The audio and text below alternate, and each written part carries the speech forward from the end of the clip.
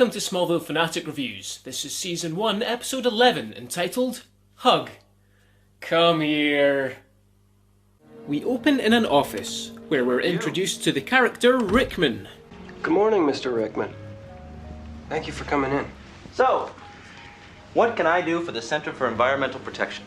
But the real star of this scene is some random high art student they pulled off the street when every actual actor in the vicinity must have disappeared. Rickman Industries has always had a very good relationship with the CEP. Paul. Can I call you Paul? No. Tomorrow I'll have a restraining order preventing you from moving into Smallville until every case against you is settled. I know I complained that Kelly Brook can't act, but man! At least this guy has the helter-skelter thing going for him. Anywho, this scene sets up the background of Rickman as a pesticide industry tycoon whose factories have apparently been poisoning the local environment.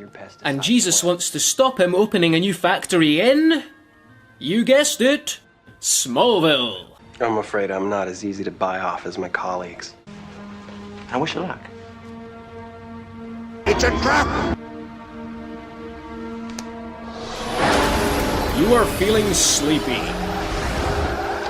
Now listen, Paul. Rickman's mysterious handshake seemingly allows him the ability of hypnotic suggestion, as he talks Jesus into flying out the window. Tyler, bring the car around. We're going to Smallville. Don't feel bad, Jesus. Even Superman can't fly in this, and it's his damn show! Cut to Smallville, and Clark is wearing his quasi-Superman costume. I don't see myself being a farmer when I grow up. Then what do you want to do? I'm not sure. As long as it doesn't involve putting on a suit and doing a lot of flying. Oh, Clark, you're so funny with your little fourth wall breaking comments.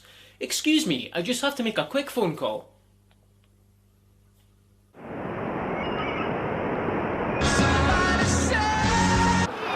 Hello?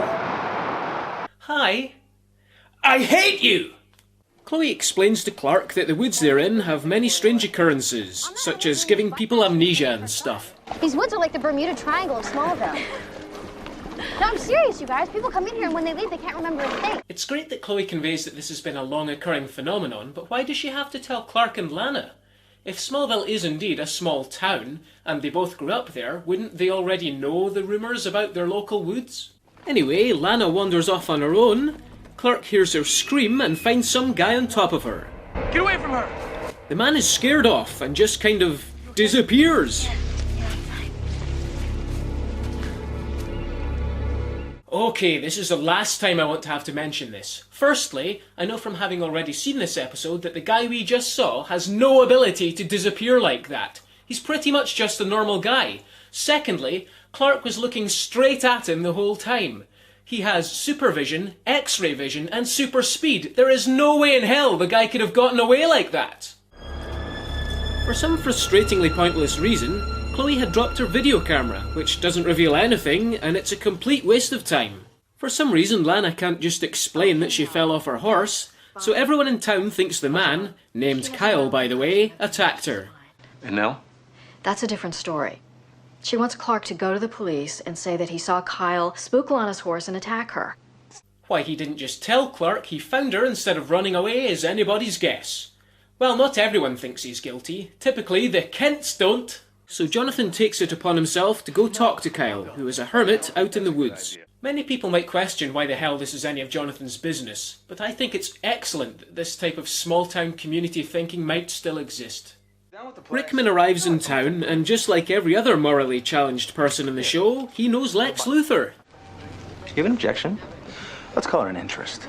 Smallville's my home now. And they have a dislike for each other, for there can be only one evil millionaire tycoon in this town.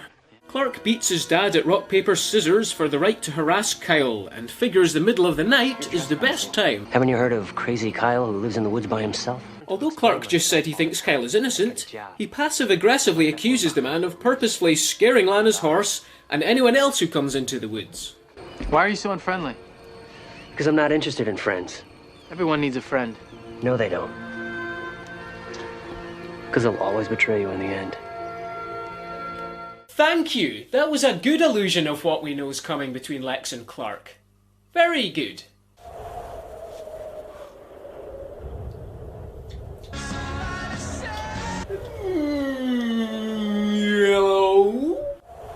I don't hate you. Hello, Kyle. Hey, Kyle! We had an agreement. You do whatever you want with the rest of the world, but when it comes to this town, you leave it alone. We made those rules a long time ago. I spent the last 9 years honing my skill while you just hid in the woods because you were afraid.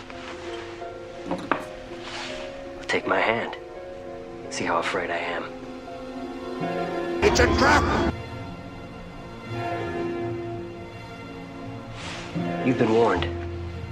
Whitney threatens Kyle due to the Lana falling incident, and Rickman sees this as an opportunity to persuade him to murder Kyle by using...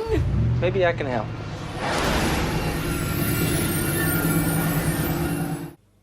Murder Kyle. No. Murder Kyle. No. Murder Kyle. Okay. Super Handshake Powers! So Whitney auditions for ECW and attacks with a flaming 2x4. But Clark steps in and stops Kyle from successfully defending himself.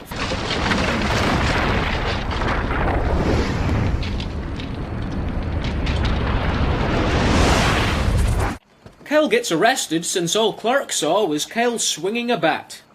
Kyle says Whitney swung at him first. It's crazy. Why would I do that? Well, you did. And you threatened him earlier. Lana has a massive bitch at Clark for accusing Whitney of attacking Kyle. How dare she treat Clark this way? She's totally blind to the fact her boyfriend is a thug. We both know that Whitney can be a little overzealous, but his heart's in the right place. Is this show called Whitney, the really nice guy? No, it isn't, because he's a douchebag. Get out, Lana! Get out! Rickman wants to buy the Kent farm to use the land for his pesticide factory. Is it Rickman or Rickman? No, it's Rickman. But Jonathan is wearing leather gloves, which gives him +10 versus handshake. Eventually, the gloves come off. The Persuadertron prevails, and Jonathan sells the farm. What's going on, guys? Your father sold the farm to Bob Rickman. What? However, he's also suffering from amnesia. Kyle escapes from jail using his own handshake. Clark bumps into Rickman, whose contact has no effect on Clark. Yeah!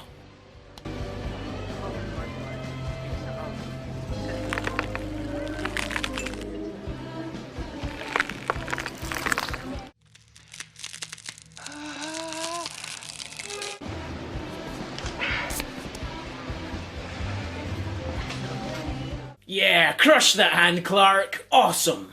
Chloe finds out that Kyle and Rickman used to be local failed businessmen, who suddenly became incredibly persuasive, successful businessmen after the meteor shower. Kyle confesses his powers, but thinks they're dangerous, which is why he hides in the woods. With a single handshake, we could get people to do whatever we wanted them to do. He demonstrates this power by making Chloe kiss Clark.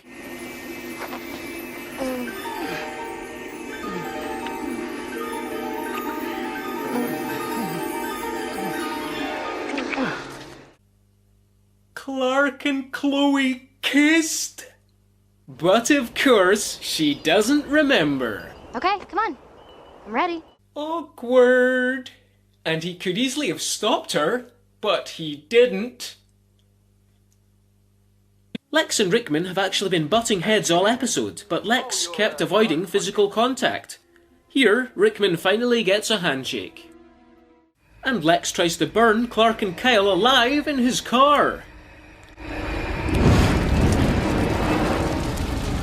Rickman's got to! Lex witnesses Clark using his powers to escape. And Rickman turns up.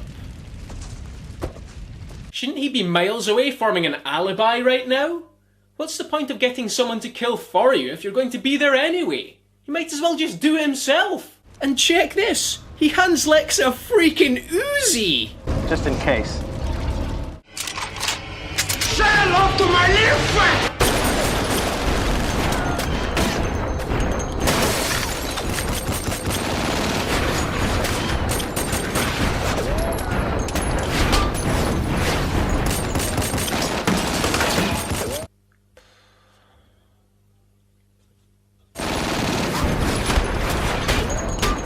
isn't Clark moving out the way? Why is Clark falling down? Bullets don't hurt him. So he knocks out Lex.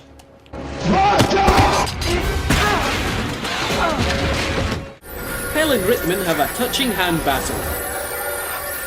And Rickman blows his own brains out. I always was the better salesman.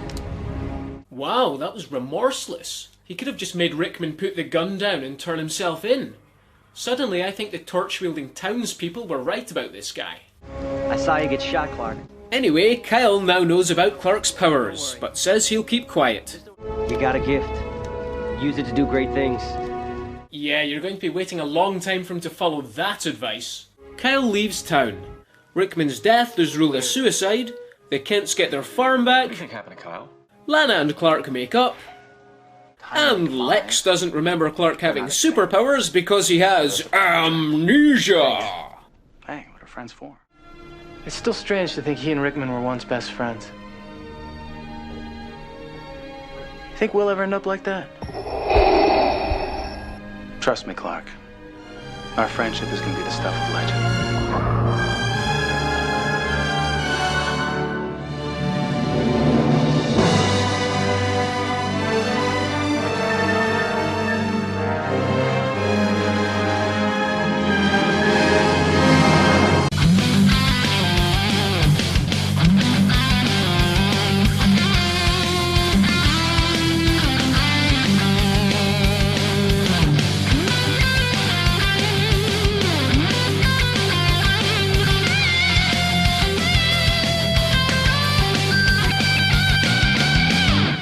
Why is my mouth minty?